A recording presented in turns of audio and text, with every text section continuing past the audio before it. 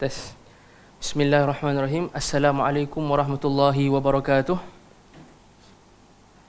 Innal hamdalillah nahmaduhu wa nasta'inuhu wa nastaghfiruh wa na'udzu billahi min shururi anfusina wa min sayyiati a'malina man yahdihillahu fala mudhillalah wa man yudlil fala hadiyalah. Asyhadu an la ilaha illallah wa asyhadu anna Muhammadan 'abduhu wa rasuluh. Allahumma 'allimna ma yanfa'una wanfa'na bima 'allamtana warzuqna 'ilman yuqarribuna ilaika ya arhamar rahimin. Allahumma faqihna fid din wa 'allimna ta'wil wahdina siratal mustaqim.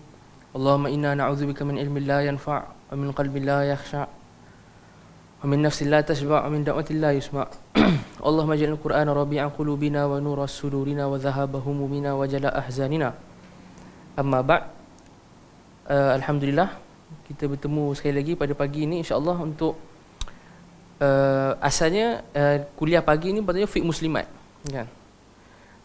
Oleh isteri Ustaz Mustafa, tapi Ana diminta untuk ganti sebab Ustazah tak boleh datang. Jadi tajuk yang dipilih adalah kaedah emas dalam menuntut ilmu untuk orang awam dan juga penuntut ilmu syar'i. Kaedah emas dalam menuntut ilmu bagi orang awam dan juga penuntut ilmu syar'i. Okey. Jadi menceritakan tentang menuntut ilmu ni, kenapa tajuk ni Ana pilih? Sebab Ana nampak tajuk ni berhajatkan kepada jazakallah. Tajuk ni Ana nampak berhajatkan kepada inilah kena sentuh dengan lebih detail sebab kalau kita lihat fenomena menuntut ilmu dekat Malaysia ni dah makin rancak dan makin berkembang kan baru-baru ni. Sejak kebelakangan ni, sejak 5 tahun lepas dah makin banyak kuliah agama, dah makin banyak ustaz yang mengajar. Jadi kalau tak ada sistem yang betul dan tak ada manhaj yang betul dalam belajar, kita akan terkapai-kapai lah. Kalau kita belajar lama pun tak ada apa hasil. Sebab tu dekat awal-awal Ana punya mukadimah ni, Ana akan bawakan satu kalam daripada ulama namanya Ibnu Badran. Kalam daripada ulama nama Ibnu Badran Al-Hambali. Ibnu Badran ni wafat kurun lepas, kurun 20 Masihi. Beliau ada kitab nama Al-Madkhal ila Madhhab Ahmad bin Hanbal. Jadi menarik kata-kata beliau ni, Ana bacakan. Kata beliau rahimahullah, "I'lam anna kathiran minan nas yaqduna as-sinina at-tiwal fi ta'allumil ilm." Ketahuilah bahawa manusia ni menghabiskan masa dan tahun yang banyak dalam menuntut ilmu. Yaqduna as-sinina at-tiwal, menghabiskan tahun yang lama, yang banyak tahun dalam menuntut ilmu. Bal fi ilmin wahid, bahkan bertahun-tahun belajar ilmu yang sama je. Wala yuhassiluna minhu ala ta'il, tapi tak nampak macam ada natijah atau tak nampak macam ada kesan dia belajar ilmu tu, tak nampak macam ada kadar yang dia kuasai. Wa rubbama qadaw a'marahum wa lam yartaqu ila darajatil mubtadi'in. Boleh jadi mereka menghabiskan seumur hidup belajar satu ilmu tu tapi tak naik lebih daripada level mubtadi', daripada level beginner pun. Wa inna ma yakunu zalika li ahadi amrain. Fenomena ini berlaku kerana salah satu daripada dua perkara. Ahaduhuma adamuz zakat al-fitri. Pertama, mungkin sebab dari sudut semula jadi dia mungkin orang yang kita cakap lembab. Kalau yang macam ni kita tak boleh buat apa-apa lah kan. Kalau orang yang memang semula jadi lembab ni kita tak boleh buat apa-apa. Yang kedua, boleh jadi sebab al-jahlu bi turuqit ta'lim, kerana dia tu sendiri jahil tentang cara nak belajar ilmu agama dan cara mengajar ilmu agama. Wa hadza waqa'a fihi ghalibul muallimin, dan perkara ini majoriti orang yang belajar dan mengajar terjebak dalamnya. Yang ni siapa sebut?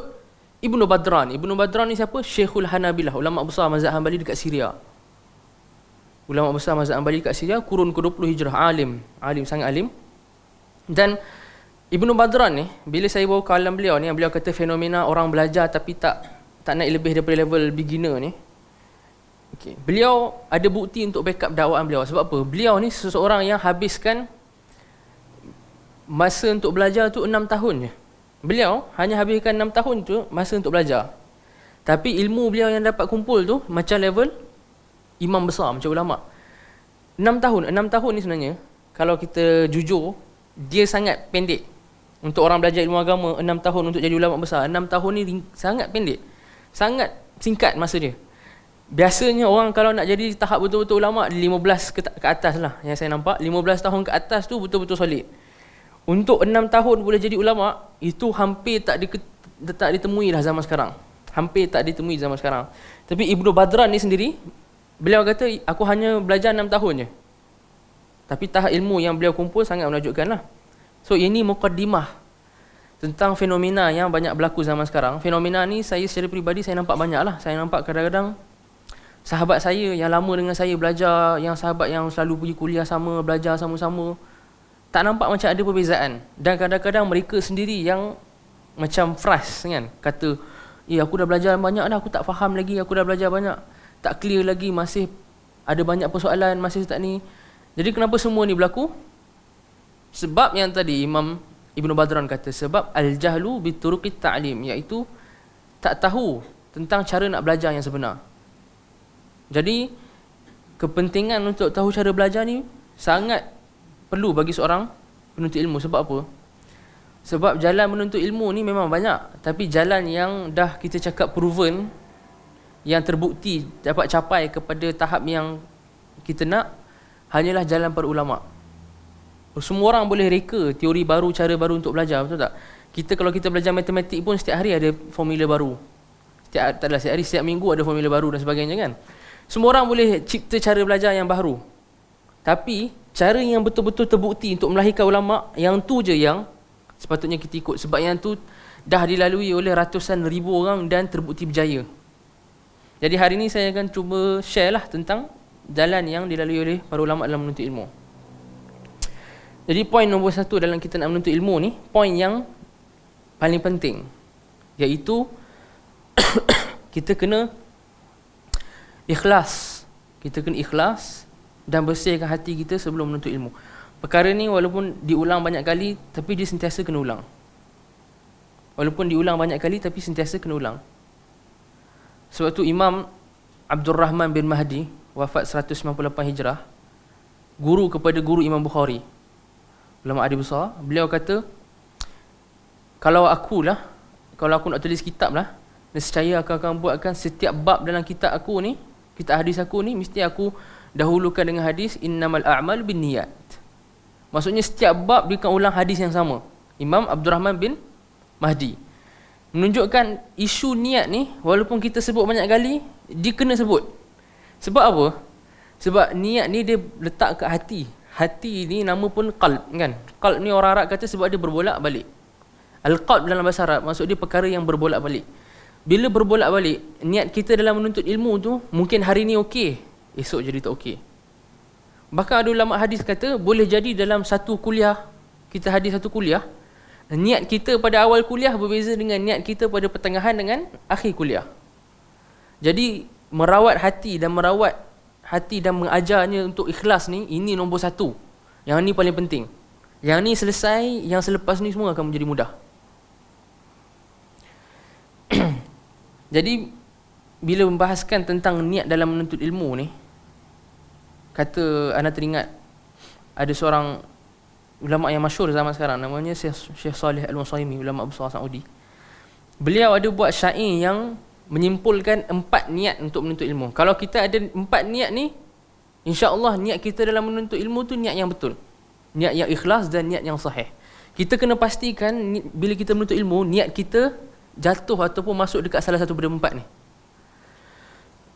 Kata beliau dalam syair beliau, wa niyatun lil ilmi raf'ul jahli am, wa niyatun lil ilmi raf'ul jahli am, an nafsihi fa ghairihi minan nasam, wathalithu tahsinu lil ulumi min daya'iha wa amalun bihi zukin. Jadi pertama beliau kata, kita niat menuntut ilmu untuk mengangkatkan kejahilan kat diri kita sendiri.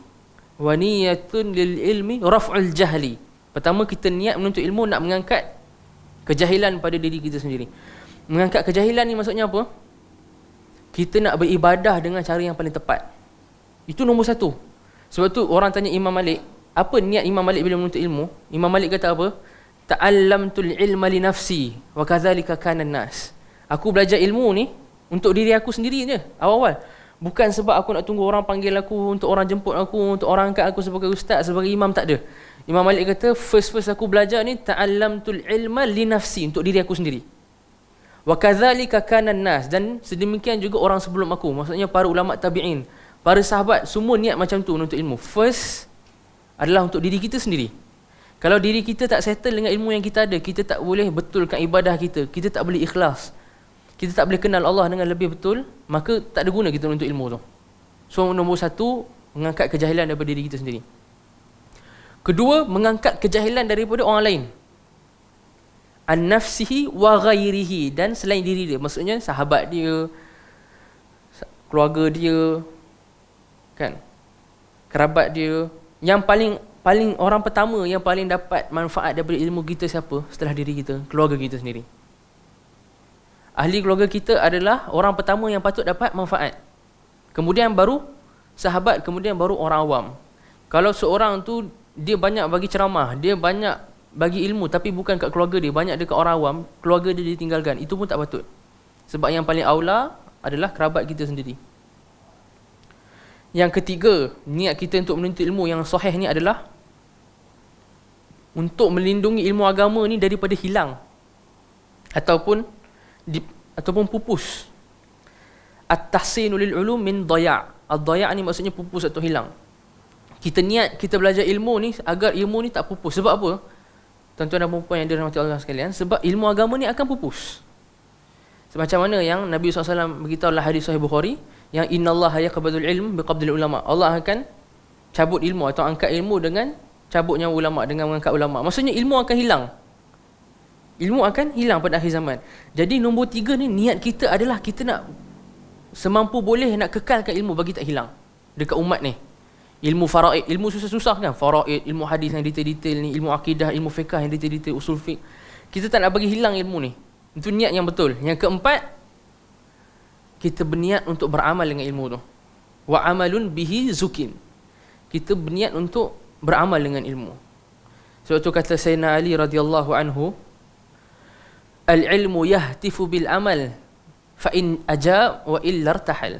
Ilmu ini dia panggil kita, dia seru kita untuk beramal dengan dia. Kalau kita sahut seruan dia tu, maksudnya kita beramal dengan ilmu tu akan stay. Wa illa irtahal. Kalau kita tak beramal dengan dia, ilmu tu hilang. Dan perkara ni, tuan-tuan dan puan-puan yang dirahmati Allah sekalian, perkara yang mujarrab. Mujarrab ni maksudnya apa? Dah dilalui oleh semua ulama dah. Betul, terbukti ilmu yang kita tak amal, hadis yang kita belajar, kita tak baca balik, hadis yang kita hafal, kita tak apply, ini akan hilang. Tak hari ni tunggu seminggu, tak seminggu tunggu sebulan. Hatta lepas berapa bulan kita belajar hadis yang sama, kita macam, aku dulu macam pernah lalu hadis ni tapi tak ingat dah faedah apa yang aku dapat. Itu tanda apa? Ilmu akan hilang kalau kita tak amal dengan dia. Sebab tu kata Sayyidina Ali, al-ilmu yahtifu bil amal. Ilmu tu dia seru, dia panggil orang dia untuk beramal. Kalau tak, ilmu lari. Fa in ajab wa illa irtahal. Itu kata Sayyidina Ali radhiyallahu anhu. Dan ilmu ni juga kita kena faham, menuntut ilmu adalah ibadah. Menuntut ilmu ni, hati kita dalam menuntut ilmu kena sama macam hati kita bila kita buat ibadah, bila kita baca Quran, bila kita berzikir, bila kita solat. Kita kena hadirkan rasa khusyuk dengan ikhlas. Sebab ilmu ni ibadah. Sebab tu kata ulama dalam syair, falaisa yarda rabbuna ibadah asyrakta fiha ma'ahu ibadah.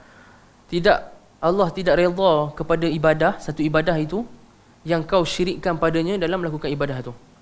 Kau syirik, maksudnya syirikkan Tuhan dengan hamba-Nya. Maksudnya kita belajar, kita niat untuk Allah dan juga untuk sekian-sekian. Kita mengajar, niat kita kerana Allah dan juga untuk sekian-sekian. Itu syirik. Maksudnya kita letak ada selain Allah, niat kita ni ada untuk selain Allah. Ilmu ni tak boleh macam tu. Ilmu ni adalah ibadah. Seperti mana solat, kita tak boleh niat dalam solat kita tu, okey, aku nak solat pada masa sama, aku nak tunjuk kepada orang yang aku ni orang soleh. Dia tak boleh. Hatta ulama bahas, kalau niat solat dia semata-mata nak tunjuk dia tu solat, tak sah solat. Seperti itu juga menuntut ilmu. Menuntut ilmu pun tak boleh campur niat-niat macam tu. Dia tak boleh buat 3 in 1, 2 in 1, tak ada. Menuntut ilmu kena 1 in 1. Dia tak ada istilah 2 in 1, tak ada istilah 3 in 1. Dia kena satu je. Hanya untuk Allah je. Sebab tu kata Imam Sahal bin Abdullah At-Tustari, ulama besar. Sahal bin Abdullah At-Tustari ni ulama zuhud lah. Beliau ada ayat yang sangat sedap. Beliau kata haramun ala qalbin ay yadkhulahu nur wa fihi syai'un mimma yakrahu Allah fihi. Haram untuk satu hati itu dimasuki ilmu Allah, dimasuki cahaya Allah, sedangkan pada hati itu ada perkara yang Allah murka dalamnya.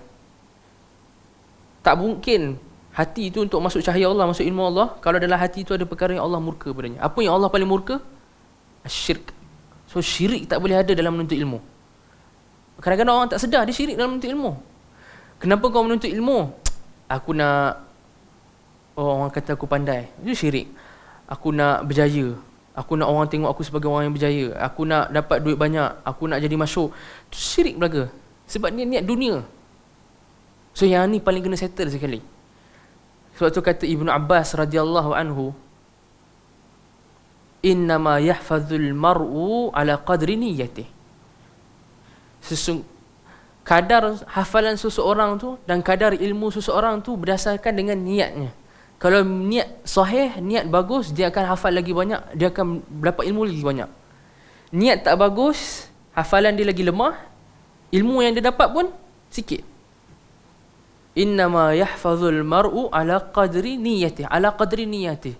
Berdasarkan kadar niat dia, berdasarkan baik mana niat dia tu. Lagi sahih, lagi banyak ilmu dia dapat. So membersihkan hati, ikhlas hanya kepada Allah ni bukan mudah tuan-tuan dan puan-puan. Saya cakap ni bukan sebab saya cakap ni saya ustaz ke apa senang, tak. Bukan je bagi saya senang, bagi saya pun susah. Bukan je bagi saya, bagi Imam Sufyan Ats-Tsauri, ulama besar salaf pun susah. Sufyan Ats-Tsauri wafat 161 Hijrah. Imam Kufah, beliau kata tak ada perkara yang lagi susah untuk aku rawat daripada hati aku yang berbolak-balik ni. Itu Imam Ats-Tsauri. Bila orang tanya Imam Ahmad, dulu kau belajar ilmu ni untuk Allah ke Imam Ahmad? Imam Ahmad cakap lillah. Dia tanya balik, kau tanya aku belajar untuk Allah? Amma lillah fa'aziz. Kalau kau tanya aku belajar menuntut ilmu kerana Allah, maka benda tu susah. Fa'aziz tu maksudnya benda tu susah. Imam Ahmad pun kata susah. Tuan-tuan dan puan-puan, Imam Ahmad ni orang yang sangat zuhud dengan ikhlas. Dia pun kata kau menuntut ilmu ni ikhlas kerana Allah ke tak? Susah. Sebab tu ulama salaf kata apa? Talabna al-ilma li ghairillah fa aba ayyakuna illa lillah. Awal-awal dulu kami semua ni belajar ilmu bukan kerana Allah. Asalnya kami semua ni belajar bukan kerana Allah, kena paksa, kerana mungkin nak dapat rezeki ke apa ke, cara untuk dapat rezeki. Semua bukan kerana Allah asalnya. Mak bapak suruh. Talabna al-ilma li ghairillah. Kami dulu belajar ilmu ni bukan kerana Allah. Fa aba ayyakuna illa lillah. Tapi lama kelamaan niat hati kita tu, niat kita tu akan baik sedikit demi sedikit sehinggalah kita jadi menuntut ilmu ni hanya untuk Allah sahaja. So bukan mudah. Nombor satu ni point yang paling kritikal. Kita gagal sini tak payah sebut dah. Saya bagi tips 10 pun kita takkan boleh menuntut ilmu. Yang nombor satu ni paling kritikal.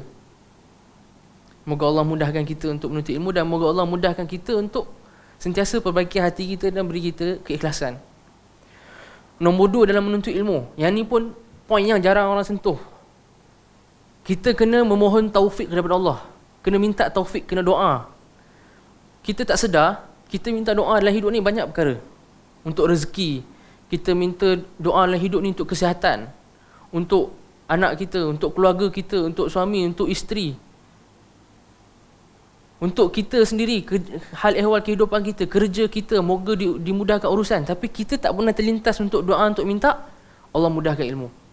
Kadang-kadang ada orang yang dia tak pernah selit dalam doa dia adalah untuk minta Allah bagi dia ilmu agama.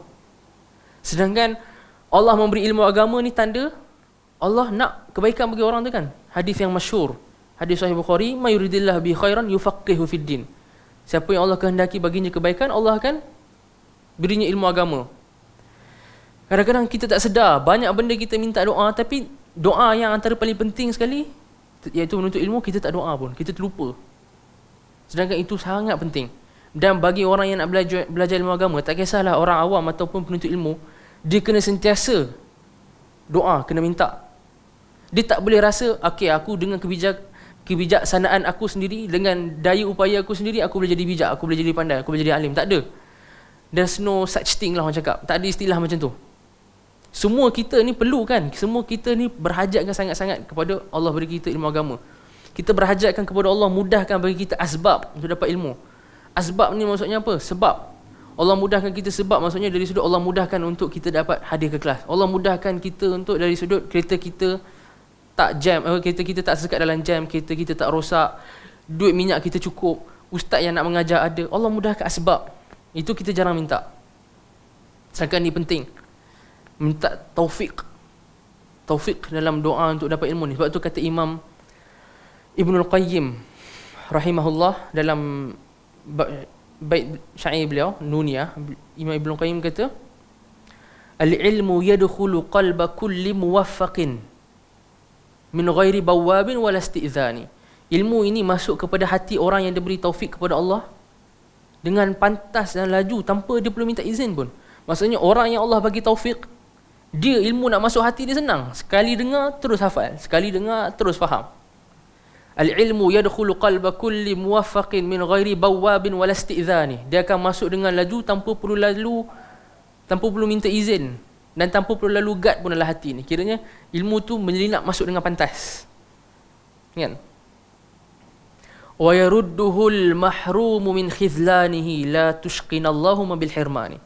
Adapun orang yang mahrum, orang yang memang Allah dah cop dia ni tak layak dapat ilmu agama. Dia ni tak layak dapat ilmu agama kan. Dia ni takkan dimudahkan bagi dia asbab untuk menuntut ilmu agama. Apa jadi kat dia?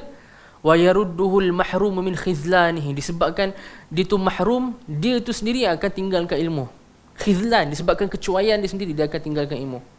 La tushqinallahumma bil hirmani. Moga Allah tak sengsarakan kita dengan menjadikan kita ni antara orang yang dicop haram dapatkan ilmu. So doa untuk dapat taufik untuk menuntut ilmu sangat penting. Bila kita minum air zam-zam, ulama-ulama yang minum air zam-zam dah ramai. Seperti mana hadis yang sabit kan, Nabi SAW bersabda, ma'u zam-zam lima syuribalah. Air zam-zam ni kita akan dapat seperti mana kita niatkan. Yang minum air zam-zam para ulama ramai. Antaranya Imam Al-Hakim An-Naisaburi wafat 405 Hijrah. Bila minum air zam-zam dia niat apa? Dia niat, ya Allah bagilah aku jadi orang penulis yang paling prolific pada zaman aku ni. Kemudian dia terkenal sebagai ulama yang banyak tulis kitab dan kitabnya terpakai sampai zaman sekarang. Kitabnya Al-Mustadrak ala Sahihain, siapa belajar ilmu hadis semua akan belajar. Kitabnya Ma'rifah Ulumul Hadis, siapa belajar ilmu hadis mesti akan belajar kitab dia. Imam Ibnu Hajar, ulama besar kan, wafat 852 Hijrah, pengarang Fathul Bari. Bila minum air zam-zam, beliau niatkan apa? Ya Allah bagi aku dalam ilmu hadis ni sama level dengan Imam Az-Zahabi, anak murid Ibnu Taimiyah, wafat 748 Hijrah. Kemudian beliau jadi lebih hebat daripada Az-Zahabi. As-Suyuti wafat 911, minum air zam-zam, ya Allah bagi aku jadi macam Ibnu Hajar. Jadi lagi hebat ataupun sama taraf dengan Ibnu Hajar. Ulama-ulama ni faham kepentingan berdoa untuk menuntut ilmu. Sebab itulah dalam Quran, satu-satunya perkara duniawi yang Nabi berdoa dan Allah minta untuk Nabi banyakkan doa apa? Menuntut ilmu. Menuntut ilmu. Rabbi zidni ilma. Doa Rabbi zidni ilma dalam Quran ni satu-satunya doa berkaitan perkara dunia yang Allah suruh Nabi banyakkan. Selain daripada itu tak pernah Allah suruh doa untuk dapat banyak harta, doa untuk dapat banyak kesihatan, doa untuk dapat banyak keturunan, tak ada. So penting untuk doa. Sebab tu kata ulama dalam syair ni bagus. Beliau kata idza lam yakun aunun minallah lil fata fa awwalu ma yajni alaihi ijtihadu. Kalau seorang pemuda itu Allah tak bagi pertolongan dan tak bagi taufik kepada dia, maka perkara pertama yang akan mengkhianat diri dia sendiri dalam menuntut ilmu adalah diri dia. Kalau Allah tak bagi taufik, Allah tak tolong, kita akan khianat diri kita sendiri dalam menuntut ilmu ni. Kita yang akan menggagalkan diri kita sendiri. Idza lam yakun aunun minallah lil fata fa awwalu ma yajni alaihi ijtihadu. Maka perkara pertama yang akan mengkhianat dia adalah usaha dia sendiri. Nasallallahu salamah wal afiyah. Okey. Kita dah selesai dua poin penting. Dua poin ini yang paling asas. Kita kena ikhlaskan niat kita menuntut ilmu kerana Allah. Kedua, kita kena doa supaya Allah mudahkan bagi kita ilmu. Ketiga, kita kena tahu ilmu apa yang patut belajar. kita kena tahu aulawiyat, ilmu apa kita patut dahulukan. Ini penting. Kita jangan jadi orang yang cacah merba. Cacah merba. Jangan jadi orang yang cacah merba. Dia belajar dia ikut dan dia je. Kita kena tahu mana yang patut kita dahulukan, mana yang kita patut delaykan. Waktu orang pernah tanya Imam Malik, ada seorang pemuda ni dia belajar hadis apa semua. Imam Malik cakap hasanun jamil. Okey, benda tu bagus. Tapi lagi bagus kalau dia tengok apa yang lazim bagi dia ketika pada waktu pagi dan pada waktu malam. Apa maksudnya lazim ni? Maksudnya ilmu fardu ain. Yang paling penting bila kita belajar ilmu agama ni, ilmu yang kita kena dahulukan first. Tak kisah dia ni orang awam ke, penuntut ilmu ke, nak jadi ulama ke, tak nak jadi ulama ke, nak jadi orang awam biasa ke, nombor satu kena settle fardu ain. Sebab tu nama pun fardu ain. Fardu ain ni fardu ke atas setiap orang. Fardu ain ni apa? Asas akidah kena settle. Asas akidah kena kuat, kena settle. Kalau orang belajar qiraat, belajar usul fiqh, belajar maqasid, belajar bahasa Arab hebat, tafsir Quran berpuluh jilid, tapi tanya dia tentang akidah tak tahu. Tak boleh. Itu maksudnya dia salah dalam menuntut ilmu, dia tak ikut cara ulama. Bahas tentang hukum hakam, dia sebut dalil 1, 2, 3, istinbat semua macam-macam. Kita tanya dia, okey, nama penuh Nabi Muhammad SAW apa? Tak tahu. So ilmu fardu ain apa? Akidah. Kedua, hukum hakam asas. Dalam fardu ain juga hukum hakam asas tentang solat, taharah. Tak ada guna orang tu bincang panjang tentang tafsir Quran, dia tafsir Al-Fatihah sejilid, tapi bila tanya tentang okey, macam mana kalau tadi solat ada najis dekat pakaian kau, sekarang ni kau dah habis solat dah, kena qada balik ke tak? Oh, aku tak tahu. Dia tak boleh. Dia tak boleh cakap aku tak tahu. Benda tu fardu ain. Saya, awak semua kena tahu benda tu. So kalau orang tu bahas Fatihah sejilid pun, tapi bila kita tanya tentang masalah taharah, masalah yang semua orang kena tahu, semua orang hadapi setiap hari, dia tak tahu juga, tak boleh. Maksudnya dia telah mendahulukan perkara yang tak patut didahulukan. So daripada dia bahas tafsir sejilid, dia patut settle yang tu dulu. So nombor satu fardu ain. Akidah dan fiqh asas ni. Hukum hakam jual beli yang asas. Riba pun tak tahu, hukum hakam jual beli pun dia tak tahu yang asas-asas. Kena tahu. Kedua, tajwid. Tajwid ni tuan-tuan dan puan-puan yang dirahmati Allah sekalian, walaupun kita biasa dengar, baguslah sebenarnya kita biasa dengar tu sebab dia penting. Walaupun kita mencandah, alah berapa banyak kali nak buat kelas tajwid, kita kena kuasai tajwid. Kan? Tak manis bagi seseorang tu alim dalam banyak bidang. Bila hurai baca hadis tu, baca syair tu, ni suruh baca Quran terkedek-kedek, ya tak merangkak-rangkak baca Quran, tak boleh. Itu tak manis. So nombor 2 kena settle tajwid. Hatta para asatizah pun, ustaz pun, kalau kita dengar ustaz tu cakap pumpang baca Quran tunggal-langgang, Allah, aib wallahi, aib besar. So tajwid kena settle. Yang ni tajwid ni bukan ustaz je, orang awam pun kan. Apatah lagi ustaz. Kalau ustaz pun tak settle tajwid, masya-Allah, isu besar. So tajwid. Ketiga yang kita kena tahu, yang asas, zikir, al-azkar, zikir pagi petang, zikir kita nak keluar rumah, zikir pakai baju, zikir nak bawa kereta, zikir macam-macam, zikir nak makan, doa makan semua kan, doa lepas makan, doa wuduk, ni pun kita kena tahu. Kita kena tahu dan kita kena faham maksud. Setengah orang dia baca zikir, dia tak tahu maksud dia. Setengah orang dia faham salah apa yang dikehendaki daripada zikir tu. Contohnya saya baca satu doa yang orang biasa-biasa untuk memudahkan urusan kan. Apa nama dia? Wa anta taj'alul hazna in syi'ta sahla. Doa untuk memudahkan urusan. Wa anta taj'alul hazna in syi'ta sahla. Sebahagian orang dia baca doa tu wa anta taj'alul huzna. Kalau kita baca hazn ni dengan fathah, maksud dia kesempitan. Dan Engkau lah Tuhan yang menjadikan kesempitan itu mudah. Kita nak doa untuk mudahkan urusan. Kalau kita baca huzna, dan Engkau lah yang menjadi kesedihan itu mudah. Oops, nampak jadi lain. Kadang-kadang kita tak sedar pun kita dok baca doa tu, tapi kita sampai kat part tu kita tak sedar, kita salah baca dan kita tak faham. So itu penting untuk kita tahu makna zikir. Zikir pagi petang kalau boleh kita amal, jangan tinggal kan. Zikir pagi petang ni yang betul-betul jangan tinggal tu tak banyak pun, tuan-tuan dan puan-puan dirahmati Allah sekalian. Syekh Saleh Utsaimin, beliau ada kitab, bukan kitab pun, kita cakap macam risalah nipis, 2 muka surat je tentang zikir pagi petang. Anda tak ingat nama zikir, tapi boleh cari kat internet. Lagi ringkas daripada maksurat. Yang betul-betul wajib yang kita kena lazimi lah kalau boleh setiap hari. Sikit sahaja. So kalau boleh kita amalkanlah zikir. Dan terakhir, ilmu yang wajib kita dahulukan sebelum kita belajar ilmu lain apa? Sirah. Sirah pun satu. Sirah pun penting kan. Sirah ni orang awam patut tahu, dan orang awam patut hayati kan, dan dalami dan tadabbur dan cuba ikut apa yang dalam sirah Nabi. Begitu juga ulama ke, ahli ilmu ke, penuntut ilmu pun dia kena hayati apa yang ada dalam sirah Nabi. Sirah Nabi ni masya-Allah. Kalau kita perhati ajaib. Sirah Nabi ni ada solusi untuk masalah kita. Masalah pribadi, masalah masyarakat, masalah umat. Dia punya solusi dia, cara kita nak handle tu, kalau kita betul perhati, ada dalam sirah Nabi kita sallallahu alaihi wasallam. Kalau kita tak baca sirah, kita tak boleh betul-betul hargai apa yang Nabi dah buat untuk umat ni sallallahu alaihi wasallam. Apa yang para sahabat dah buat. Kita tak belajar sirah, kita bila sebut nama Abu Bakar As-Siddiq, kita sebut radhiyallahu anhu, kita tak hayati pun. Kita sebut nama Umar Ibn Al-Khattab kan. Kita macam, oh Umar Ibn Al-Khattab sahabat Nabi. Kita tak tahu apa Umar buat. Kita tak tahu apa Osman buat. Apa kesusahan yang mereka lalui.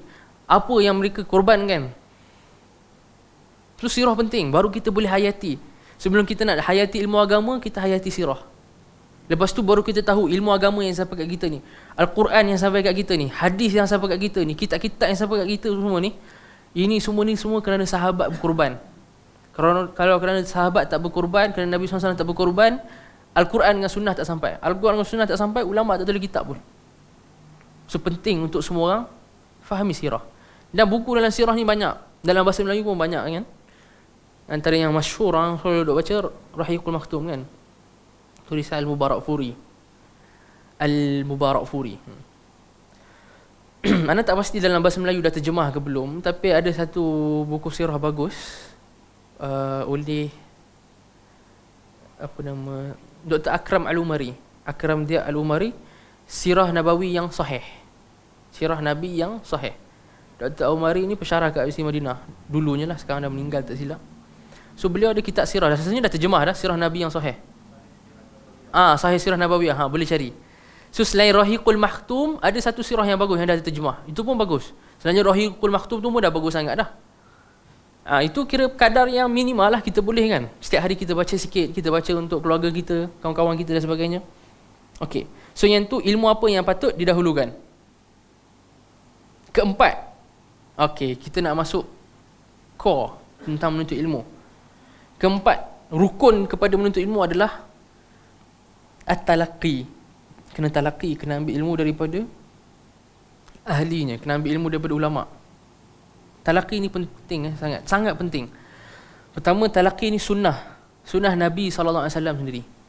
Sunnah Nabi, sebab apa? Nabi SAW belajar Al-Quran dengan Jibril kan. Dalam hadis yang masyhur, Nabi SAW ni setiap kali Ramadan akan mudarasah Al-Quran dengan Jibril. Sampai pada tahun kewafatan Nabi SAW, Nabi akan mudarasah 2 kali. 2 kali khatam Quran dengan Jibril.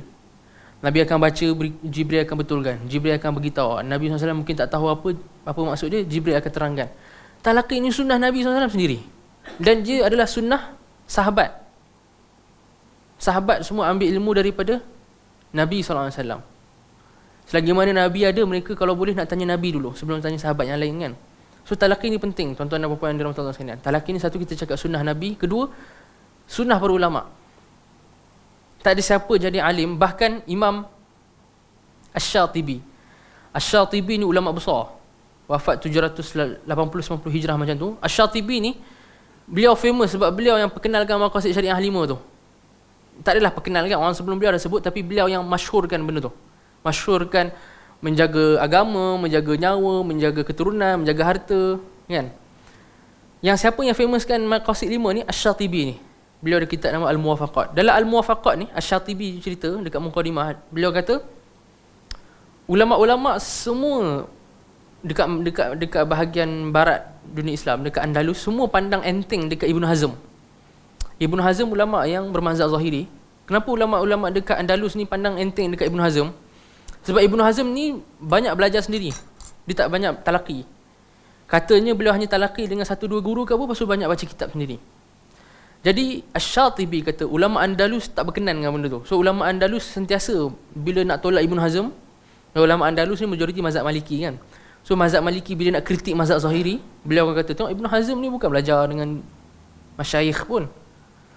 So menunjukkan menuntut ilmu ni penting. Kita kena pastikan kita ada guru yang betul. Kita kena guru yang betul, kita kena belajar kitab yang betul, baru boleh. Dia tak boleh kita, sebab tu ada syair ulama buat. Ni menarik, syair ni menarik sebab dekat penghujung dia ada kisah menarik. Ulama tu kata dalam syair dia, yadhunnul ghumru annal kutuba tahdi akha fahmin li idrakil ulumi. Sangka seorang yang tak berpengalaman tu, buku-buku ni akan memberikan dia ilmu kan? Orang yang tak berpengalaman, dia akan sangka buku-buku ni akan memberikan dia ilmu. Untuk dia mendapat ilmu lah, dia ni orang yang senang faham, dia ingat dia baca buku cukup untuk dia dapat ilmu. Wala yadril jahulu bi anna fiha ghawamid hayyarat aqlal fahimi. Dan tidaklah si jahil ini tak tahu, dan tidaklah si jahil ini tahu bahawa di dalam buku-buku ini, dalam kitab-kitab ni ada ghawamid, ada perincian-perincian yang sukar, yang menghairankan akal-akal orang yang bijak sendiri. Ghawamid hayyarat aqlal fahimi. Ghawamid perkara yang susah, hayyarat yang menghairankan aqlal fahimi, akal orang yang faham pun. Wa man rama al-uluma bighairi shaykhin dalalta 'anis siratil mustaqim. Wa idza rumta al-uluma bighairi shaykhin dalalta 'anis siratil mustaqim. Jika kamu cuba menuntut ilmu ni tanpa dengan guru, dalalta 'anis siratil mustaqim, kamu akan jadi sesat daripada jalan yang lurus. Sesat daripada jalan yang lurus. Wa taltabisul umuru 'alaika hatta takunu adalla min tumal hakim. Dan kau akan jadi serabut dan jadi tak betul dalam menuntut ilmu ni, sehingga kau akan menjadi lagi sesat daripada Tuma al-Hakim. Siapa Tuma al-Hakim ni? Tuan-tuan dan puan-puan dan puan-puan sekalian. Tuma al-Hakim adalah seorang wannabe doktor yang dia tak belajar perubatan pun. Dia hanya dia baca hadis Nabi yang Nabi SAW kata habbatus sauda ni adalah penawar bagi semua penyakit. Shifaun likulli da. Habbatus sauda shifaun likulli da. Habbatus sauda adalah penawar bagi semua penyakit. Dia tersilap baca hadis tu, daripada habbah dia baca hayyah. Habbah maksud dia biji. Habbatus sauda biji hitam. Hayyatus sauda ular hitam. Bijak dia. Apa dia buat? Dia pergi prescribe dekat orang-orang kampung yang nak sembuh dengan dia ni. Dia kata, oh kau sakit ni tak apa, sakit kau ni boleh diselesaikan dengan hayyatus sauda. Aku bagi kau ular hitam, cuba makan. Banyak orang kampung ni mati. Semua sebab bangai si Tuma al-Hakim ni, yang doktor wannabe. Sebab apa? Dia pergi baca hadis habbatus sauda, jadi hayyatus sauda. So ini menunjukkan penting talaqi, tuan-tuan dan puan-puan sekalian. Penting talaqi. Masyayikh, guru, asatizah yang akan beritahu, ni kau faham salah ni kau baca salah ni. Kalau tak ada, kita jadi macam Tuma al-Hakim tu. Na'udzubillah, malu. Kita prescribe orang ubat sampai orang mati. Kita penting belajar kan, belajar ni penting dengan guru. Ada ulama lagi lain buat syair lagi, dia kata fama hawal ilma fama hawal ghayata fi alfi sanah syakhsun fakhudh min kulli fannin ahsanah. Seorang tu kalau dia hidup 1000 tahun, dia tak akan dapat sampai atau belajar semua ilmu pun. Takkan. Ilmu ni terlalu banyak dengan luas, tuan-tuan dan puan-puan sekalian. Terlalu banyak dengan luas. So kalau kita umur 1000 tahun, kita tak boleh dapat semua ilmu pun. Maka apa solusi dia? Fakhudh min kulli fannin ahsanah. Maka belajarlah daripada setiap cabang ilmu tu yang terbaik dan yang paling penting. Macam mana kita nak belajar yang terbaik dan paling penting dalam setiap cabang ilmu ni? Bihifzi matnin jami'in lirrajihi ta'khudhuhu ala mufidin nasihi. Dengan kamu menghafal matan yang ringkas dalam ilmu itu, dan kau ambilnya daripada guru yang mufidin nasih, guru yang ada ilmu dan nasih. Nasih, guru yang nasih. Apa maksud guru yang nasih ni? Guru yang nak nasihat kita ni. Guru yang nak nasihat kita ni, guru yang tahu apa keperluan anak murid dia. Dia tahu kadar anak murid dia level mana, kitab apa yang sesuai. Kadang-kadang tuan-tuan dan puan-puan, yang dirahmati Allah sekalian. Ada orang yang alim, kita nak belajar kitab dengan dia, dia okey, dia boleh ajar kita. Cuma dia tak nasih. Kenapa tak nasih? Bila kita nak belajar kitab dengan dia tak raikan level kita. Kan? Kadang-kadang bahkan kita sendiri penuntut ilmu, kadang-kadang kita ni tergesa-gesa. Kita nak belajar kitab tinggi kan. Kita datang dekat dia, "Syekh, aku nak belajar kitab ni." Sebenarnya kitab tu dah level tinggi dah. Syekh tu tanpa tanya kita dah pernah belajar kitab apa sebelum ni, tanpa meraihkan keadaan kita, syekh tu pun kata, "Okey, aku ajar." Syekh tu alim tak? Alim. Nasih tak? Tak nasih. Ulama yang Rabbani, macam Ibnu Abbas kata, Rabbani apa? Rabbani ni yang yurabbi sigharal ilmi qabla kibari, yang mengajar ilmu-ilmu yang sigar, ilmu-ilmu yang kecil, ilmu-ilmu yang mudah, yang asas sebelum qabla kibar, untuk ilmu-ilmu yang besar. So ulama-ulama yang Rabbani, ulama-ulama yang hati mereka ni hanya untuk Allah, yang tahu apa yang kena buat, yang ada manhaj yang sahih. Kalau orang datang kat mereka, "Syekh, aku nak belajar maqasid syariah." Kita tanya dulu, pernah belajar bahasa Arab? Tak pernah. Kalau tak belajar bahasa Arab, belajar bahasa Arab dulu baru belajar maqasid. Maqasid ni ilmu tinggi, tuan-tuan. Maqasid ni orang yang dah takhasus, yang dah belajar usul fiqh lama baru belajar maqasid. Asy-Syatibi yang buat kitab Muwafaqat tadi untuk maqasid tu, beliau kata dekat mukadimah apa? "Aku tak halalkan orang baca kitab aku ni melainkan dia tu telah penuh dalam ilmu syariah." Aku tak halalkan. Bayangkan ada ulama, biasa kita tulis buku, kita nak promote buku kan. Asy-Syatibi kontra, dia tak promote buku dia. Dia kata buku aku ni kalau orang tu dia tak kuasai ilmu syariah, dia tak patut baca. La yusmah li nadhiri hadzal kitab. Tak boleh untuk orang tu melihat kitab ni melainkan dia tu ayyakuna rayyanan fi ulumi syariah. Dia tu dah jadi gemuk. Gemuk tu maksudnya penuh dengan ilmu dan ilmu syariah baru dia baca kitab aku ni. So, itu Asy-Syatibi nasih tak? Nasih. Asy-Syatibi tahu orang yang beginner baca kitab aku ni dia sesat. Sebab tu ramai orang zaman sekarang, sikit-sikit maqasid, sikit-sikit maqasid. Tinggal solat, maqasid. Tak pakai tudung, maqasid. Ajib. Asy-Syatibi hidup, dia akan kata apa? "Oi, idea aku korang pusing sampai tahap macam tu Idea maqasid aku, yang aku habis lama, tulis kitab lama, aku belajar punya jauh, sampai ke korang guna hujah maqasid ni untuk tinggalkan makmur, apa yang Allah suruh korang buat." Ajib. Ajib. So penting kita kena raikan. Sebab tu Asy-Syatibi dia nasih. Kita nak belajar, kita cari guru yang nasih. Guru yang nasih ditanya, "Kamu level apa, dah belajar apa-apa?" Baru dia akan cater, dia akan ajar kita sesuai dengan level kita. Yang ni kalau jumpa guru macam ni, tangkap dia, jangan bagi dia pergi. Sebab tu ulama dulu ni antara kisah lawak lah. Imam Al-Khatib Al-Baghdadi, kau apa ni? Okey, ada masa lagi. Al-Khatib Al-Baghdadi dalam kitab Tarikh Baghdad, beliau kata antara trik ulama dulu ataupun trik orang dulu tak nak bagi ulama tu lari, maksudnya ulama lari apa? Pindah negeri ke apa? Apa trik dia? Dia ikat ulama tu dengan kahwinkan ulama tu dengan dengan anak diorang. So semata-mata tak nak bagi ulama tu pindah negeri, takut ilmu hilang. Apa orang negeri tu buat? Kalau dia ada anak, dia suruh kahwin dengan anak dia. So zaman dulu mereka jumpa ulama yang berharga ni tak nak bagi lepas. Kita sekarang ulama datang tak jumpa pun kan. Hatta ulama pun tak kenal. So bezalah kita dengan orang. So penting kita talaqi tuan-tuan dan puan-puan Allah sekalian. Bahkan kalau kita talaqi ni, selain daripada kita dapat ilmu, yang ilmu ni ialah antara yang benda penting kan. Selain kita dapat ilmu, kita akan dapat benda lain yang penting, iaitu adab. Adab dan apa yang dipanggil sebagai as-samt. As-samt ni terjemahan dalam bahasa Melayu dia apa? Saya susah nak cari terjemahan as-samt ni. As-samt ni macam satu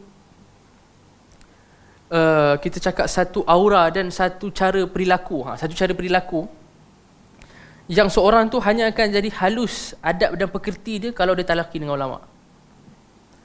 Orang yang biasanya dia belajar ilmu agama dari buku sahaja, dia tak halus adab dengan pekerti dia. Akan nampak ada kadar dia macam agak tergesa-gesa, dia tak halus pekerti dia. Tapi kalau orang tu dia belajar dengan ulama, dia pernah duduk dengan ulama, dia tahu macam mana ulama handle situation, macam mana ulama dalam majlis, ulama jaga keadaan majlis tu. Dia akan belajar daripada situ adab dan as-samt. Dan adab dengan as-samt ni tuan-tuan mahal. Mahal maksudnya apa? Tuan-tuan tak akan jumpa dalam kitab. Adab dalam majlis ilmu, adab dalam bertanya, macam mana cara kita duduk, macam mana cara kita soal, cara kita nak kritik guru kita pun kita tak dapat semua tu dalam kitab. Kita tak dapat semua tu dalam kitab. Kita tak belajar dalam kitab pun. Yang dapat kat mana? Kita jumpa ulama sendiri. Saya cerita pengalaman saya lah. Saya pernah belajar dengan seorang ulama ni daripada Iraq. Dia duduk Malaysia, ulama Iraq, ulama hadis. Saya pernah kena tegur dengan dia. Dan dari situ saya ambil pengajaran. Dalam kelas saya pergi tanya soalan dalam ilmu hadis yang agak tak sesuai sebab tinggi sikit daripada orang yang hadir waktu tu.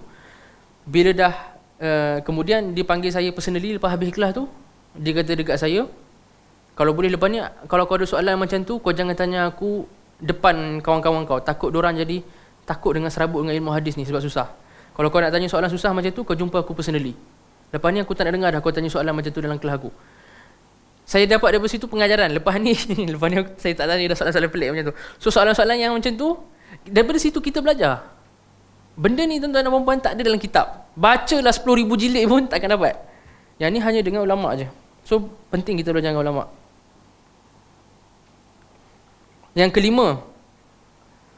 Yang kelima adalah menghafal.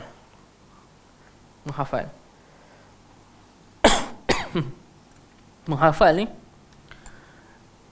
dari sudut apa yang perlu dihafal, nombor satu yang sentiasa pertama dan terakhir kan, dan yang sentiasa di hati adalah ni Al-Quran Al-Karim. Al-Quran Al-Karim adalah first and last yang kena hafal, yang kena sentiasa ada dengan kita, yang tak boleh hilang daripada kita. Apatah lagi, tak kisahlah orang awam ke penuntut ilmu agama, semua digalakkan hafal Quran. Ada orang kata saya orang awam, saya tak boleh hafal Quran. Siapa kata orang awam banyak je hafiz Quran zaman sekarang? Kita tengok berita berapa ramai orang makcik-makcik baca-baca umur 70-80, kita tengok dah jadi hafiz Quran kan. So isu hafal Quran ni dia tak eksklusif untuk penuntut ilmu agama. Tak kisahlah siapa pun kita digalakkan untuk hafal Al-Quran. Yang Al-Quran ini, macam dalam ayat Quran sendiri kata, orang yang ada ilmu ni sepatutnya ayat Quran ni dalam dada dia. Bal huwa ayatun bayyinatun fi suduril ladzina utul kitab. Bahkan ilmu ni, ayat Quran ni patutnya ada pada dada-dada orang yang diberikan kitab, diberikan ilmu. Maksudnya apatah lagi para asatizah, Quran patut ada dalam dada mereka. Orang awam pun sama. So nombor satu dalam menghafal, yang paling penting dan paling sentiasa kita kena dahulukan apa? Al-Quran Al-Karim. Dan jangan push lebih. Kalau kita hafal satu ayat, dua ayat cukup lah sehari. Bukan semua orang Imam Bukhari kan, kita baca sehari 3 muka surat boleh hafal 3 muka surat sehari ke, setengah juzuk sehari, bukan semua orang macam tu. Kita ikut kadar kita. Jadi nombor satu kena hafal adalah Al-Quran. Kedua, hadis 40. Hadis 40 ni penuntut ilmu ke orang awam ke pun digalakkan. Hadis 40 ni Masya Allah tuan-tuan. Imam An-Nawawi pilih hadis 40 ni, beliau dakik, beliau pilih perhati betul-betul. Setiap satu hadis dalam hadis 40 tu Imam Nawawi pilih daripada beribu-ribu hadis, hadis yang paling banyak makna, yang paling padat, yang paling kita cakap paling core dalam Islam ni dikumpul dalam hadis 40. Siapa hafal hadis 40, Masya Allah, dia dapat ilmu yang banyak. Hatta orang awam pun. Dan hadis 40 ni dia tak susah sebab dia bukan hadis hukum. Biasanya penuntut ilmu dia belajar hadis hukum kan, hafal hadis hukum. Orang awam tak apa, dia belajar hadis 40 tak apa, sebab hadis 40 ni kebanyakannya bukan hadis hukum. Dia hadis tentang adab, akhlak, usul Islam, kaedah-kaedah utama dalam Islam kan. So hadis 40 ni kalau boleh kita hafal lah. So yang hafal Quran and then hadis. Kalau untuk penuntut ilmu agama, lepas dia hafal hadis 40, kalau dia interested lebih, dia hafal hadis hukum. Hadis hukum ni kita nak hafal kitab apa? Kita start dengan yang pendek-pendek, Umdatul Ahkam. Banyak tak asatizah yang ajar Umdatul Ahkam? Banyak. Umdatul Ahkam ni merata kat Malaysia orang ajar, betul tak? Saya tengok dekat Perak ada, dekat KL ada, dekat Selangor ada, semua tempat ada. Umdatul Ahkam ni 400 hadis, banyak sikit lah. Tapi 400 hadis ni hadis yang padat dalam hukum hakam. Dan ada terjemahan. Umdatul Ahkam ada terjemahan dan semuanya sahih, Bukhari atau Muslim. Kalau kita rasa kita ada stamina lebih, siapa yang rasa dia ada stamina lebih, dia boleh hafal Bulughul Maram Ibnu Hajar.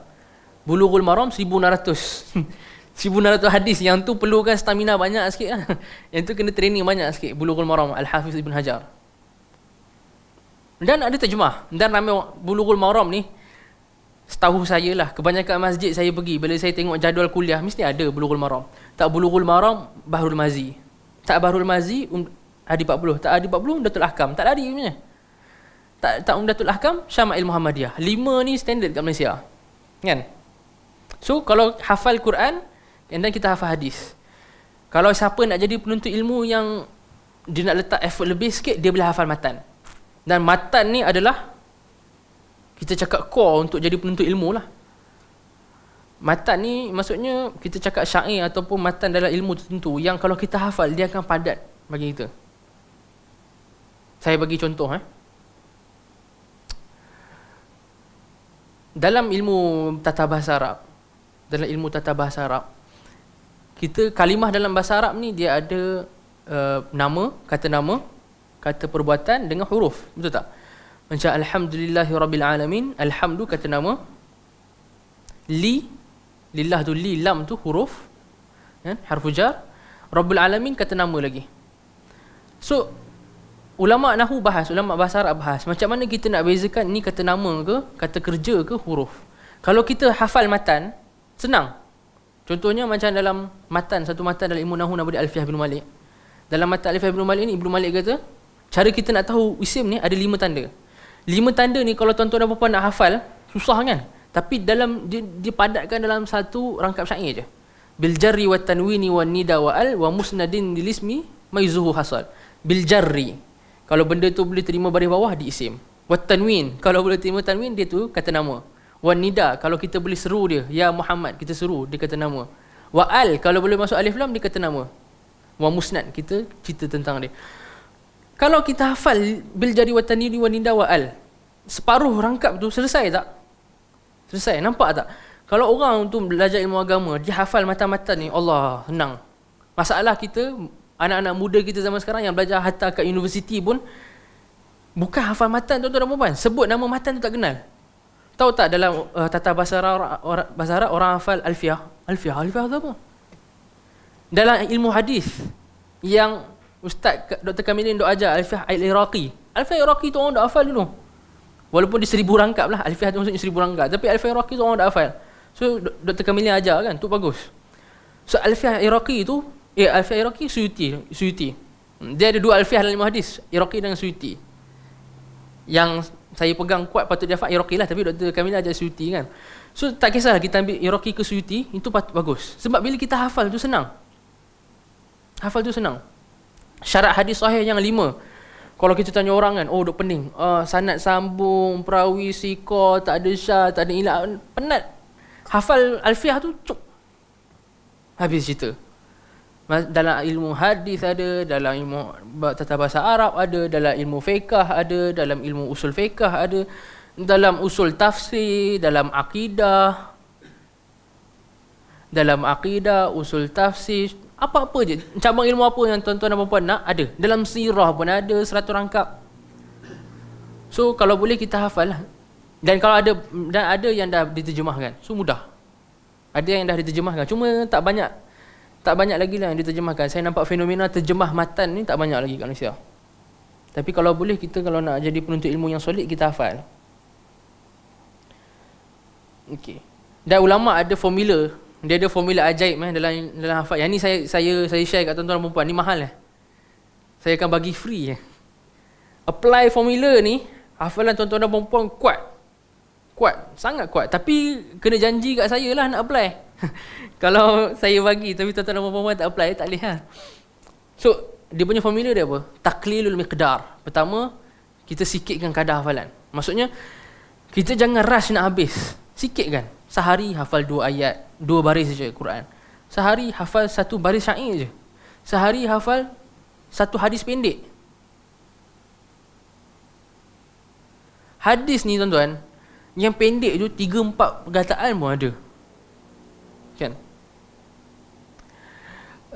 Contoh Nabi SAW kata, Al-kibru batarul haq wa ghamtun nas. Al-kibru batarul haq, bataru al-haq wa ghamtun nas. 5 perkataan. Takabur itu adalah engkau melekehkan manusia dan kau tolak kebenaran. 5 perkataan. Ulang 10 minit hafal 5 perkataan, senang kan? So kita kalau boleh sehari kita hafal sikit-sikit je. Tapi pasti konsisten. Okay, taqlilul miqdar, sikit. Wa kasratu at-takrar, banyakkan ulang. Kita jangan ulang sikit, hafal banyak. Itu formula nak gagal.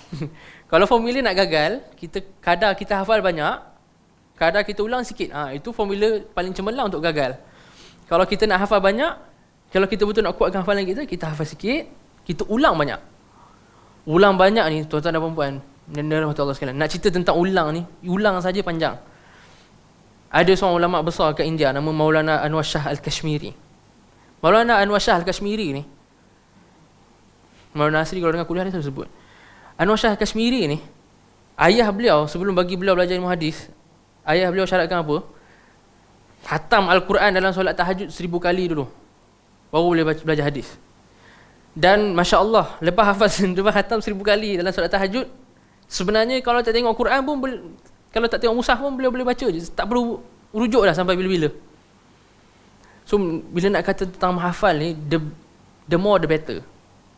The more the better. Dan biasanya ulama kata nombor yang magical dia, nombor magic dia, magic ni maksudnya ikut pengalaman lah, nombor magic dia adalah 100.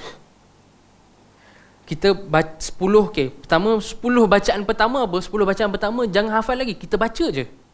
Baca bagi mata bulat-bulat tengok. Bagi otak kita transfer gambar dalam kepala. 90 lebih baru kita start hafal. 10 yang pertama tu baca satu-satu. Teropong betul-betul benda tu. So taklilul miqdar, kathratu at-takrar. Yang ketiga, al-mudawatu wal istimrar, dan kena konsisten. Itu je, kena konsisten. Kena konsisten. Dan biasanya murajaah ni kita boleh bahagikan.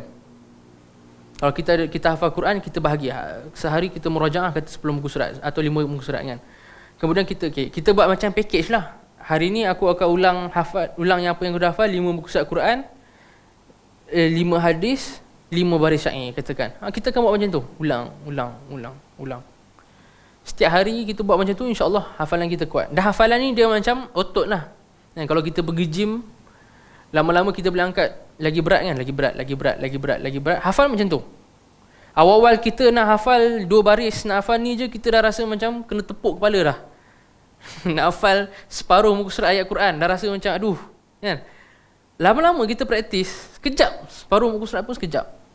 Lepas tu ada seorang ulama, Ana tak ingat, tak silap anak Abu Hilal Al-Askari nama dia, Abu Hilal Al-Askari. Beliau ni kata sebenarnya beliau ni nak hafal 1 rangkap syair pun tak boleh, tapi beliau praktis. Beliau kata aku tak akan tidur malam sehinggalah aku boleh hafal 1 rangkap. Sampai satu tahap beliau kata aku boleh hafal dalam masa sebelum tidur tu, kata setengah jam sebelum tidur duk baca buku, aku boleh hafal 200 rangkap. 200 rangkap syair. Itu Imam Al-Askari. So hafal penting Hafal ni penting. Quran ke, hadis ke, syair ke, matan ke, bagus. Dan kalau penuntut ilmu, matan tu penting. Dia kena ada Al-Quran ada, hadis ada, dan matan dia kena ada, baru solid. Baru dia boleh jadi penuntut ilmu yang solid. Kemudian tadarruj. Tadarruj ni ambil ilmu kena berperingkat. Start daripada yang kecil, baru kita pergi yang besar. Kalau kita dari start awal nak pergi kitab besar terus tak boleh lagi Tu ulama kata al-ilmu harbun lil fata al-muta'ali kasayli harbun lil makanil ali. Ilmu ni dia anti kepada penuntut ilmu yang nak cepat, yang nak cepat jadi besar, yang nak cepat up ni. Seperti mana air anti untuk gerak ke arah yang tinggi. Air dia mengalir ke bawah ke mengalir ke atas? Mengalir ke bawah, dia boleh tak pergi ke atas, dia tak boleh kan? Seperti mana air mustahil boleh naik atas, seperti itu juga penuntut ilmu yang nak cepat up ni, dia tak boleh naik ke atas kalau dia tak ikut jalan yang sepatutnya. So dia kena start dengan tadarruj. Baca matan-matan kecil dulu, baca kitab-kitab kecil dulu kan. Ni saya akan sebut beberapa matan secara sepintas lalu, nanti boleh tengok rakaman ni lah. Saya akan sebut dalam semua cabang. Dalam akidah yang masyhur orang baca biasanya kitab-kitab Muhammad bin Abdul Wahab kan, Salahatul Usul, Nawaqidul Islam, Al-Qawaidul Arba', Kitabut Tauhid, ataupun Lumatul I'tiqad yang kita belajar Ibnu Qudamah, ataupun Wasatiyah Ibnu Taimiyah, ataupun Tahawiyah Imam At-Tahawi. Yang tu matan-matan yang biasa orang belajar. Kalau kita nak up lebih, kita ada matan macam Hamawiyah Ibnu Taimiyah dan At-Tadmuriyah oleh Ibnu Taimiyah. Itu yang advance. So kalau boleh kita belajar ilmu akidah, siapa yang nak belajar ilmu akidah detail, dia belajar sampai level Hamawiyah dengan Tadmuriyah. Tadmuriyah ni tinggi. Kalau kita belajar sekarang Lum'atul I'tiqad, lepas ni kita boleh pergi level kedua, Hamawiyah dan sebagainya. Level ketiga ada Tadmuriyah. Dalam bahasa Arab, biasa belajar Ajrumiyah kan. Ajrumiyah. Ataupun buku bahasa Arab kat Malaysia ni terbaik buku Ustaz Syafizrul lah. Semua buku dalam bahasa Arab dia kena beli. Sebab buku tu bagus sangat. Buku Ustaz Syafizrul. Dan biasanya orang belajar bahasa Arab ni, Nahwu ni dia start dengan Ajrumiyah tu. Ajrumiyah tu kalau boleh kita kuasai bahasa Arab. Hadis Nukhbatul Fikar. Nukhbatul Fikar Ibnu Hajar. Ni Nukhbatul Fikar ni daurah sehari pun habis. Nukhbatul Fikar. Kalau pertengahan kita ada Muqidhah Imam Az-Zahabi. Muqidhah dalam 80 muka surat. Kemudian kita ada Al-Ikhtisar fi Ulumul Hadis Imam Ibnu Katsir dalam 100 muka surat. Lepas tu bolehlah nak pergi Muqaddimah Ibnu Salah ke ataupun Alfiyah Suyuti macam Dr. Kamilin ajar tu. Dalam fiqh, fiqh nanti saya cerita dia ada perbahasan khusus. Okey, usul fiqh biasanya orang belajar Al-Waraqat. Al-Waraqat. Waraqat ni tulisan guru pada Imam Ghazali, Imam Al-Haramain. Nipis. Waraqat ni pun nak buat daurah sehari habis kan. Saya pun tengah tulis insya-Allah syarah untuk Waraqat ni. Tak tahu bila nak siap. Kalau siap nanti saya terbit. Saya tengah tulis syarah untuk Waraqat ni. Kemudian Waraqat, kemudian level seterusnya mungkin kita Al-Luma, Imam Asy-Syirazi. Tu usul fiqh. Tafsir yang bagus Al-Mukhtasar fi Tafsir ataupun Tafsir As-Sa'di. Tafsir As-Sa'di dah terjemah dah. Tafsir Abdul Rahman Sa'di terjemah kan. Tafsir Sa'di bagus untuk mula. Kemudian kita boleh belajar Tafsir Jalalain. Kalau dah faham Tafsir Sa'di, belajar Tafsir Jalalain. Tafsir Ibnu Katsir, Tafsir Al-Baydawi. Kalau nak lagi advance, Tabari dengan Qurtubi lah. Tabari dengan Qurtubi. Usul tafsir ada buku oleh Dr. Musa'id Tayyar, At-Tahrif Usul Tafsir, bagus. Bahasa Arab ni banyak cabang dia, Nahwu, Sarah, Balaghah. Tapi kalau boleh kita kuasai Nahwu, Sarah, Balaghah dululah sebelum kita pergi yang syair dan sebagainya tu. Sarah ni dia belajar tentang morfologi. Macam dalam bahasa Melayu, macam mana kita nak buat makan, pemakanan, dimakan kan kita ubah-ubah bentuk perkataan. Dalam bahasa Arab pun ada saraf. Macam tu. Saraf ni kalau dalam bahasa Arab macam mana? Kita ada perkataan alima. Dia tahu. Alim tambah alif, orang yang alim. Maklum, benda yang diketahui. Yang tu sama macam bahasa Melayu punya morfologi. Makan, dimakan, kan? Pemakan. So yang tu dipanggil saraf. Saraf ni biasanya kalau boleh kita belajar buku nama dia As-Sarf Saghir. Tak ada terjemah lagi. Saraf ni saya tak tahu terjemah ke tak dalam bahasa Melayu. Setakat saya tengok tak ada terjemah. Kena ada orang terjemah lah. As-Sarf, Sarf Saghir. Bagus. Kemudian kitab At-Tasrif Al-Izzi. Yang ni saya sebut je, nanti tuan-tuan dan puan-puan boleh tengok ataupun catat. Mana tahu pada masa akan datang berguna. Kemudian kitab Syadzal Arf oleh Al-Hamallawi dalam saraf. Balaghah ni untuk bahasa Arab yang tinggi, cantik, kecantikan bahasa Arab ni.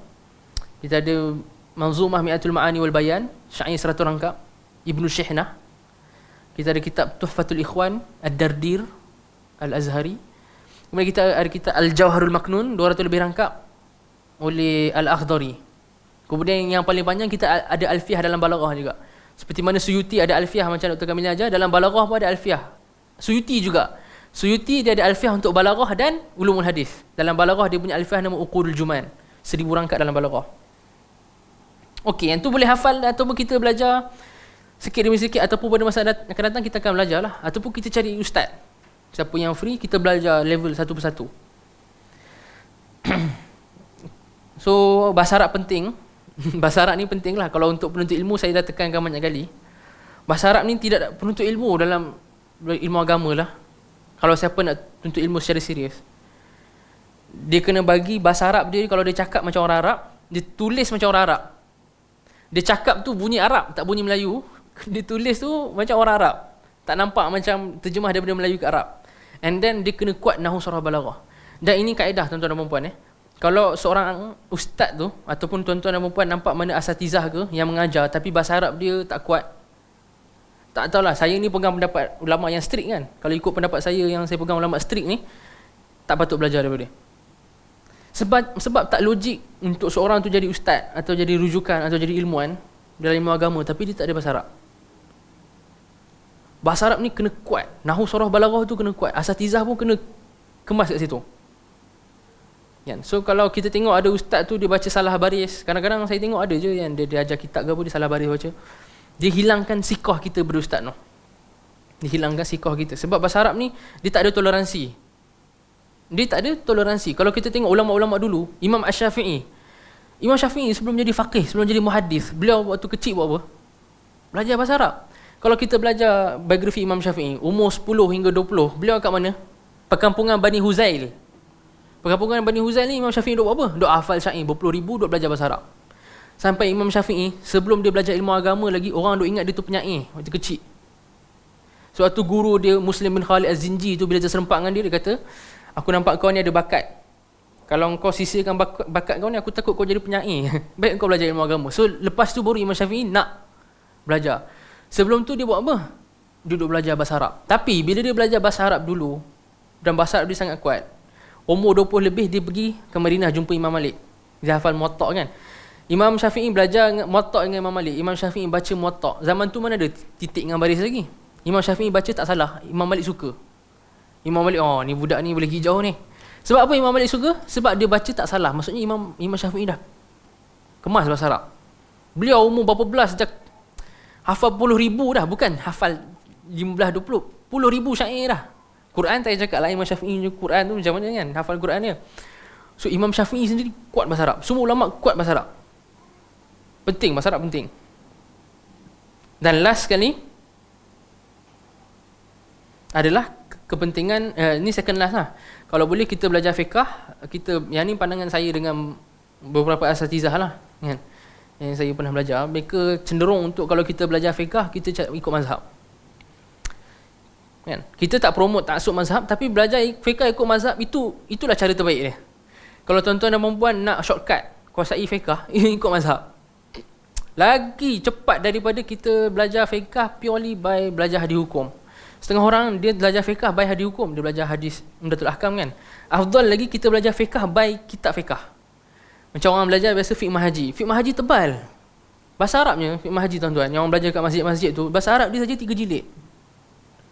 So tak praktikal untuk orang awam. Orang awam kalau pergi kat masjid belajar fiqh mahaji, dia pergi umur 20, buka jilid pertama taharah fiqah. By the time buka jilid ketiga bab jenayah dekat fiqh mahaji, dia tu dah ada cucu dah. Kalau dia hidup lagi. Maksudnya kita kena, sebab tu ulama dalam fiqh, ulama buat matan nipis-nipis je. Dalam mazhab Syafi'i, matan Al-Mukhtasar Al-Latif ataupun Risalah Jami'ah, dulu Ustaz Nasib pernah ajar. Risalah Al-Jami'ah sehari belajar habis.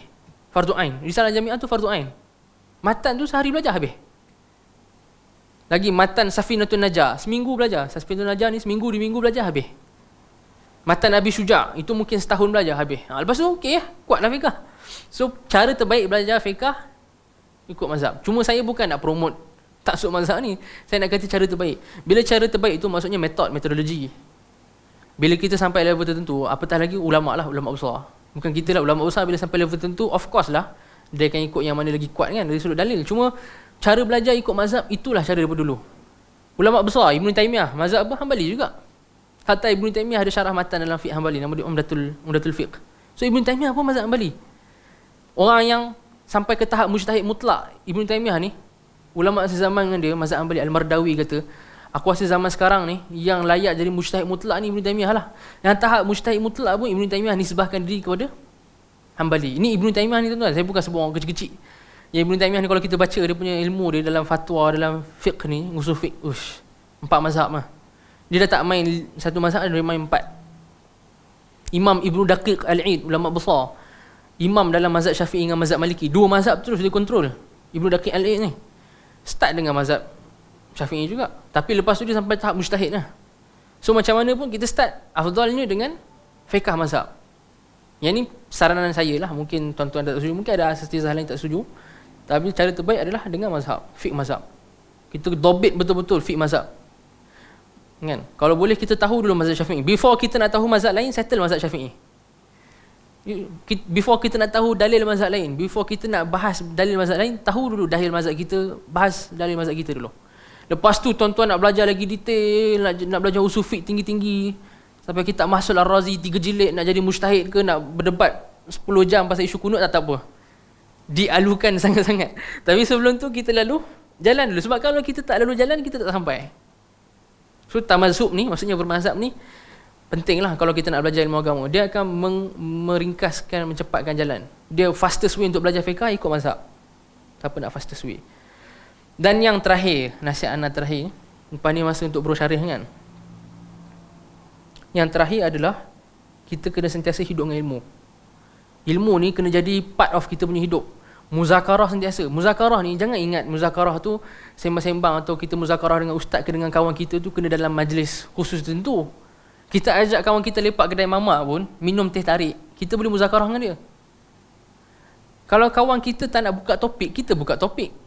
Kan? Dan kalau boleh kita pilih kawan yang dia ada keminat dalam ilmu agama untuk kita start muzakarah. Muzakarah ni apa? Mungkin kawan tuan-tuan dan perempuan ni pergi kuliah sama dengan tuan-tuan kan, dengan perempuan. So ingat tak ustaz hari tu sebut pasal bab apa Yang kita dah belajar, kita muzakarah, ataupun ada permasalahan apa-apa, kita bincang dengan kawan kita kan. Lepas tu kita buat note. Lepas ni kalau kita jumpa ustaz ni, kita tanya. Itu penting muzakarah. Muzakarah ni dia kena ada sentiasa. Sebab tu ulama kata hayatul ilm muzakaratuh. Hidupnya ilmu ni dengan kita muzakarah dia. Dia kena sentiasa dihidupkan. Dengan ahli keluarga kita muzakarah. Bahkan ulama dulu tak pelik pun lah kan. Anda tak ingat Imam Az-Zuhri kot rasanya. Anda tak ingat imam apa? Beliau ni tak nak bagi hafalan hilang, menghafal, mengulang, dan beliau akan menghafal, mengulang dan mengajar. Dekat siapa? Dekat hamba dia. Zaman tu hamba, sistem hamba dia lagi. Hamba dia ni dah serabut. Engkau ni dah ulang point tu daripada tadi lagi kan. Apa hal duk ajar aku ni hamba kau. Az-Zuhri kata aku tak nak lupa. Sebab tu aku duk ulang ajar ni. Ulah sampai hamba dia ni duk buat kerja-kerja hamba lah, basuh baju ke apa. Sambil dia duk buat kerja tu, hamba dia pun dah hafal kuat macam hamba dia belajar ilmu agama tu. Dia ulang banyak sangat. Lepas seminggu, Az-Zuhri ni dia jumpa hamba dia balik. Dia jumpa dalam keadaan dia masih duk ulang benda yang sama dia duk ulang seminggu lepas.